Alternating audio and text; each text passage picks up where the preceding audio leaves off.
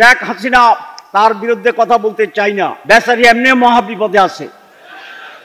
আপনার দুর্দশাগ্রস্ত মানুষের পাশে দাঁড়ানো আমাদের দায়িত্ব, কি বলেন? এই জন্য আমরা ওনার খেদমত করতে চাই, এই জন্য বলছি ওনাকে আমাদের কাছে ফেরত দেন। ভারতের কোথায় আছে এটা ভারত কিন্তু প্রকাশ করে না, তাহলে আমরা খেদমত কেমনে করব? শেখ হাসিনা ষড়যন্ত্র করে এটাকে ভিন্ন নামে করার জন্য চেষ্টা করেছিল, আমরা বাধা দিয়েছি। এখন আর শেখ হাসিনা নাই, এখন আছে ডাক্তার শফিকুর রহমান। এখন কুমিল্লা বিশ্ববিদ্যালয় কি প্রায় আমির জামাত সব ঠিকঠাক আছে। আপনি কুমিল্লা বিভাগ আমাদের দীর্ঘদিনের দাবি, প্রত্যেকটি মানুষের দাবি, যদি ইনশাল্লাহ এটা হয়ে যায় মানুষ স্মরণ করবে, কি করবেন না? মনে রাখবেন, আপনারা মনে রাখবেন। আমির জামাত আজকে একটি দলের নেতা নন, আমির জামাত একটি গোষ্ঠীর প্রতিনিধি নন। আজ আমির জামাত ডাক্তার শফিকুর রহমান বাংলাদেশের 18 কোটি মানুষের হৃদয়ে স্পন্দন, 18 কোটি মানুষের মুক্তির এই সংগ্রামের অন্যতম প্রধান নেতা। এই আন্দোলন এবং জনগণের অধিকার প্রতিষ্ঠার এক মহান সেনাপতি আমির জামাত এক্ষুনি আমাদের স্টেজে আসছেন।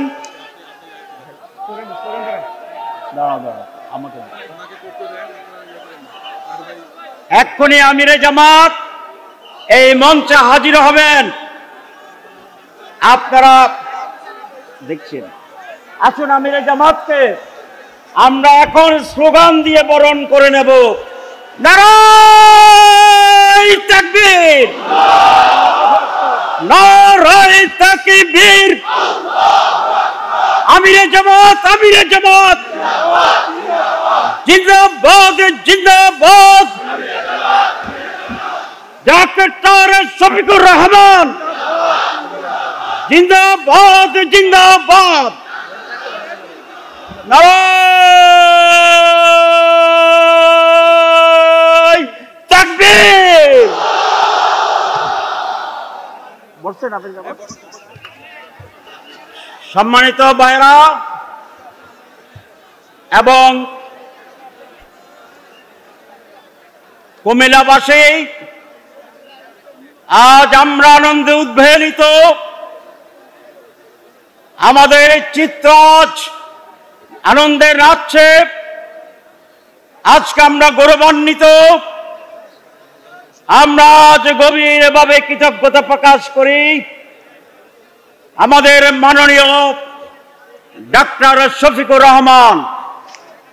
আমির জামাতের শব্দ আমি বলিনি, কারণ আমি আগেই বলেছিলাম উনি একটি দলের প্রধান, কিন্তু আমাদের জাতি মুক্তি আন্দোলনের যে লড়াই, উনি সেই লড়াইয়ের সেনাপতি। আমরা এই মহান নেতার নেতৃত্বে এই জাতীয় মুক্তির সংগ্রামে তার সাথে কাঁধে কাঁধ মিলিয়ে সংগ্রাম করব ইনশাআল্লাহ। আজকে আমি নায়েবে আমিরের পরিচয় দিয়েছে, আমি নায়েবে আমির নই, আমি এখন কুমিল্লার সন্তান। সেই কুমিল্লার সন্তান হিসাবে আমি আবার আমির জামাতকে এই মঞ্চে স্বাগত জানাই। আমি কয়েকটি কথা সংক্ষেপে বলবো, যদিও পোস্টারে লেখা হয়েছে আমি প্রধান বক্তা আর আমির জামাত প্রধান অতিথি। অতিথি হিসাবে উনি বড় চেয়ারে বসবেন, ভালো খাওয়া দাওয়া খাবেন, সম্মান দেখাবো। কথা তো বলার কথা আমার, যদি প্রধান বক্তা, কি বলেন? কিন্তু আমির জামাত যখন উপস্থিত হন তখন আর কারো কোনো দাম থাকে না। সুতরাং আজকে আমির জামাত কুমিল্লার জন্য এই বিশাল মাঠে প্রধান অতিথি, প্রধান বক্তা, বিশেষ অতিথি, বিশেষ বক্তা, আমরা ওনার বক্তৃতা শোনার জন্য অপেক্ষায় থাকব। সম্মানিত ভাইরা, মোহতারাম আমির জামাত 19 বছর পরে জামাত ইসলামী প্রকাশ্যেই মাঠে আবার সংগ্রাম প্রোগ্রাম করতে এসেছে। এই 19 বছরের যেই খতিয়ান, এই 19 বছরের যে হিসাব, আমরা ইনশাআল্লাহ সেটি গ্রহণ করব। মোহতারাম আমির জামাত, এই কুমিল্লা এইটি বাংলাদেশের অন্যতম গুরুত্বপূর্ণ স্থান। ঢাকা, চট্টগ্রাম, আমাদের ইকোনমিকের রাজধানী চট্টগ্রাম, আর আমাদের অ্যাডমিনিস্ট্রেটিভ রাজধানী ক্যাপিটাল ঢাকা, তার মাঝখানের নাভি হচ্ছে কুমিল্লা। এই কুমিল্লা আমাদের স্বাধীনতা সার্বভৌমত্বের স্ট্র্যাটেজিক জায়গা হিসাবে অত্যন্ত গুরুত্বপূর্ণ। কারণ ইন্ডিয়া যখন দূরপাল্লার ক্ষেপণাস্ত্র নিক্ষেপ করবে, এটি কুমিল্লা এসে পড়বে। তবে ঘাবড়ানোর কোনো কারণ নাই, কারণ ভারতের ক্ষেপণাস্ত্র তার জবাব দেব আমরা। এই স্বভাব দিয়ে ইট মেরে আমাদের ইটের গতি এত বড় থাকবে, ভারতে গিয়ে সেটি আঘাত করবে। ভারতে যখন আমাদের বর্ডার দিয়ে 70 কিলোমিটার বর্ডার কুমিল্লা আমির জামাত, যখন ট্যাঙ্ক চালিয়ে আমাদের ভূমি দখলের চেষ্টা করবে, আমরা সুন্দরী কাঠ আর গজারি কাঠ আর আমাদের ইমান, আমাদের দেহ, আমাদের সব কিছু মিলে এই বর্ডার এমন প্রাচীর তৈরি করা হবে যার ভেদ করা ভারতের ট্যাঙ্কের পক্ষে সম্ভব হবে না। আমরা সেখানে শহীদের লাশ দিয়ে ওয়াল তৈরি করব, ভারতের ট্যাঙ্কের একটি চাকাকে ঢুকতে দেব না, দেব না, দেব না। আপনারা কি ভারতে যদি হামলা করে এই লাঠি নিয়ে আর ইমান নিয়ে বর্ডারে গিয়ে হাজির হওয়ার সাহস রাখেন? তাহলে আরেকবার দাঁড়াতে হবে।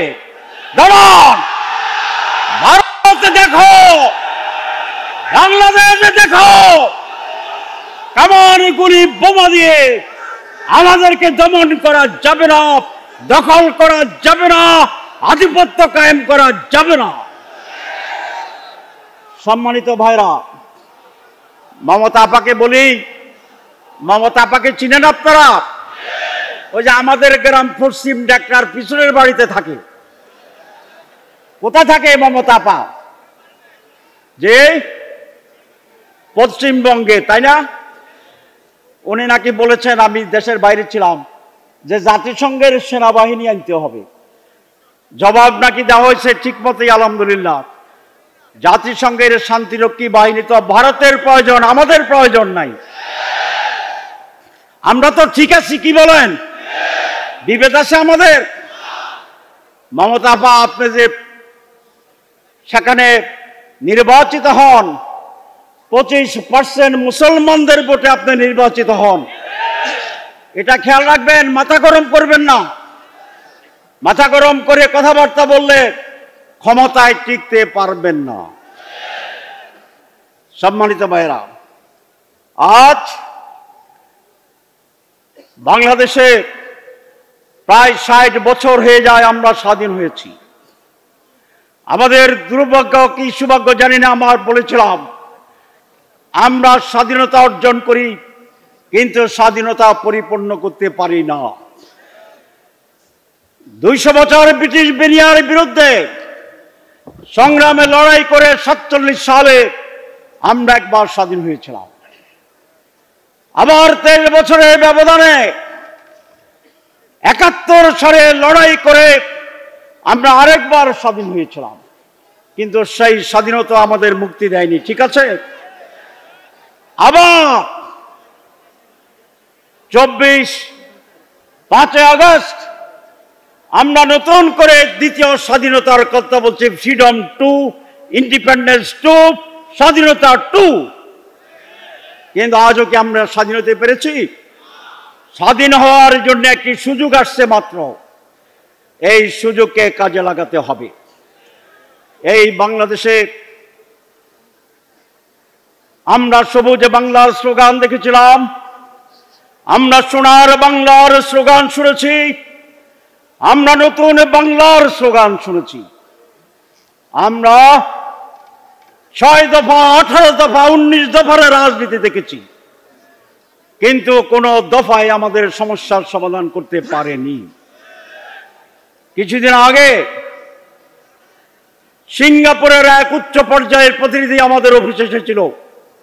আমি জিজ্ঞাসা করেছিলাম, সিঙ্গাপুর এত বড় ছোট একটি দেশ, 1 সিটি 1 স্টেট, আপনারা এরকম উন্নতি অর্জন করেছেন কি করে, ডেভেলপমেন্ট কিভাবে হয়েছে? সিঙ্গাপুরের প্রতিনিধি প্রধান জবাব দিয়েছিল যে আমাদের সৌভাগ্য, আমরা স্বাধীনতার সময়ে একজন অত্যন্ত বিজ্ঞ এবং সৎ শাসক পেয়েছিলাম। আপনারা জানেন তার নাম ছিল লি কুইন। কিন্তু আজ আমাদের সবচেয়ে দুর্ভাগ্য, সিঙ্গাপুরের কি ছিল? সৌভাগ্য, তারা সৎ নেতৃত্ব পেয়েছিল, যোগ্য নেতৃত্ব পেয়েছিল। আর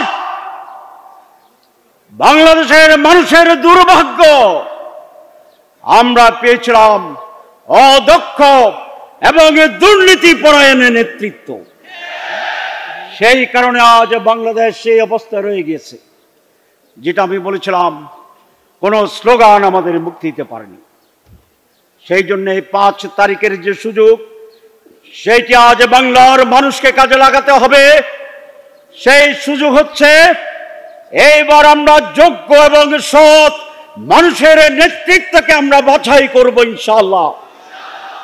আর যদি এইবার জনগণে ব্যর্থ হয়, এই দায়িত্ব রাজনৈতিক দলের, এই দায়িত্ব সুশীল সমাজের, এই দায়িত্ব এই দেশের সাধারণ জনগণের। জনগণকে এই মহান দায়িত্ব পালনের আমি আহ্বান জানাই। কুমিল্লার এই মাঠ থেকে একটা স্লোগানে আমরা ঐক্যবদ্ধ হতে পারি, একটি পয়েন্টে আমরা ঐক্যবদ্ধ হতে পারি, দল নয়, ব্যক্তি। এবং এই ব্যক্তি যারা নির্বাচনে আসবে, যিনি সৎ, দুর্নীতিমুক্ত, আল্লাহ বিরোধ, এরকম নেতা যে দলের ক্যান্ডিডেট হোক, আমরা তাকেই ভোট দেব। আওয়ামী লীগ বুঝি না, বিএনপি বুঝি না, জামাত ইসলামী বুঝি না। যিনি দেশপ্রেমিক, যিনি সততার মানদণ্ড উত্তীর্ণ, তিনিকে আমরা ভোট দেব, তিনি আমাদের প্রতিনিধি হবে। এই সিদ্ধান্ত যদি বাংলার মানুষ নিতে পারে, তাহলে 5 আগস্টের যে রক্ত জীবন দিয়ে আমরা যে অর্জন করেছিলাম, যে সংগ্রামে বাংলার রাজপথে রক্তে লাল হয়ে গিয়েছিল, আমাদের সবুজ প্রান্ত মানুষের লাশে ভরে গিয়েছিল, সেই ত্যাগ আমরা সত্যিকার ভাবে মানুষের জন্য কাজে লাগাতে পারব। আমি বেশি কথা বলতে চাই না। বাংলাদেশ জামাত ইসলামী গতানুগতিক অর্থের কোন রাজনৈতিক দল নয়। সৎ মানুষ, ভালো মানুষ, যোগ্য মানুষ তৈরির কারখানা। আমরা সততার পরীক্ষায় উত্তীর্ণ হয়েছি, ঠিক কিনা? ভালো মানুষের পরীক্ষায় জামাত উত্তীর্ণ হয়েছে, ত্যাগের পরীক্ষা জামাত উত্তীর্ণ হয়েছে। সুতরাং দেশবাসী, আসুন একবার আপনারা জামাতে ইসলামীকে পরীক্ষা করার সুযোগ গ্রহণ করুন। ইনশাআল্লাহ আমরা মানুষের সাথে প্রতারণা করব না, আমরা মানুষকে হতাশ করব না। আমরা সৎ যোগ্য শাসনের ভিত্তিতে একটি কল্যাণের রাষ্ট্র কায়েম করে মানুষের অধিকার নিশ্চিত করব ইনশাআল্লাহ। আমি সবিশেষে যেটা বলতে চাই, এই কুমিল্লা মতুরা আমিরে জামাত বারবার বঞ্চিত হয়েছে। পাকিস্তান আমলে এই কুমিল্লায় বিশ্ববিদ্যালয় তৈরির সব সিদ্ধান্ত হয়েছিল, বিশেষ এক ষড়যন্ত্রে সেটি চট্টগ্রামে পরিবর্তিত হয়ে গিয়েছিল। যাই হোক, আমরা যখন এমপি ছিলাম, কুমিল্লার সকলে ঐক্যবদ্ধ হয়ে আমরা একটি বিশ্ববিদ্যালয় স্থাপন করতে সমর্থ হয়েছি। আমাদের এখন দুটি বড় দাবি। কুমিল্লায় এয়ারপোর্টের জায়গায় সরকারিভাবে অ্যাকোয়ার করা আছে, চিহ্নিত করা আছে, অনেক রাস্তাঘাটও তৈরি হয়েছে। এটা দ্বিতীয় বিশ্বযুদ্ধের সময় এটাকে মিলিটারি বেস করা হয়েছিল, কিন্তু আজ পর্যন্ত সেটা চালু হয় নাই। আমরা এই সরকারের কাছে কুমিল্লায় এয়ারপোর্ট চালু করার দাবি করছি। যাতে আমরা জানি যে আপনি এখন বাংলাদেশের প্রধানমন্ত্রী হন নাই, আমরা এটা জানি। আপনার দল এখনই ক্ষমতা আসেনি, তবে কুমিল্লার মানুষ যখন চিফ অ্যাডভাইজারের সাথে আপনার ছবি দেখে, তখন এটা মনে করে যে আপনার একটা বিশাল প্রভাব আছে। আপনি আমাদের এই দাবির পক্ষে কথা বললে হয়তোবা আমরা পেয়ে যেতে পারি। এটা আপনার কাছে আমরা দাবি রাখি। আমাদের একটা বড় দাবি, সেটা হচ্ছে কুমিল্লা বিবেক স্থাপন করা। আপনারা এটার পক্ষে আছেন? যারা নাই তারা হাত তোলেন। আমির জামাত একজনও নাই। এই বিভাগের কাজ অনেকটা এগিয়ে গেছে। শেখ হাসিনা, তার বিরুদ্ধে কথা বলতে চাই না, বেচারি এমনি মহাবিপদে আছে। আপনার দুর্দশাগ্রস্ত মানুষের পাশে দাঁড়ানো আমাদের দায়িত্ব, কি বলেন? এই জন্য আমরা ওনার খেদমত করতে চাই। এই জন্য বলছি ওনাকে আমাদের কাছে ফেরত দেন। ভারতের কোথায় আছে এটা ভারত কিন্তু প্রকাশ করে না, তাহলে আমরা খেদমত কেমনে করব? শেখ হাসিনা ষড়যন্ত্র করে এটাকে ভিন্ন নামে করার জন্য চেষ্টা করেছিল, আমরা বাধা দিয়েছি। এখন আর শেখ হাসিনা নাই, এখন আছে ডাক্তার শফিকুর রহমান। এখন কুমিল্লা বিশ্ববিদ্যালয়টি প্রায় আমির জামাত সব ঠিকঠাক আছে। আপনি কুমিল্লা বিভাগ আমাদের দীর্ঘদিনের দাবি, প্রত্যেকটি মানুষের দাবি। যদি ইনশাল্লাহ এটা হয়ে যায়, মানুষ স্মরণ করবে। কি করবেন না? মনে রাখবেন, আপনারা মনে রাখবেন। এটা আমির জামাতের আমি দৃষ্টি আকর্ষণ করছি। আমরা আপনাকে সহযোগিতা করব, আমরা চেষ্টা করতেছি ইনশাল্লাহ। আমির জামাত আর বেশি কথা বলতে চাই না। তাহলে আপনাকে আমরা আবার অভিনন্দন জানাচ্ছি। আপনি খুব ভোরে কুমিল্লা ঢাকা থেকে রওনা দিয়েছেন, কষ্ট করে আসছেন, আমরা যেন কৃতজ্ঞতা প্রকাশ করছি। আল্লাহ রাব্বুল আলামিন আপনাকে সুস্বাস্থ্য এবং নেখায়াত দান করুক, এই মুনাজাত করছি। ওয়াখির দাওয়ানা আনিল হামদুলিল্লাহি রাব্বিল আলামিন।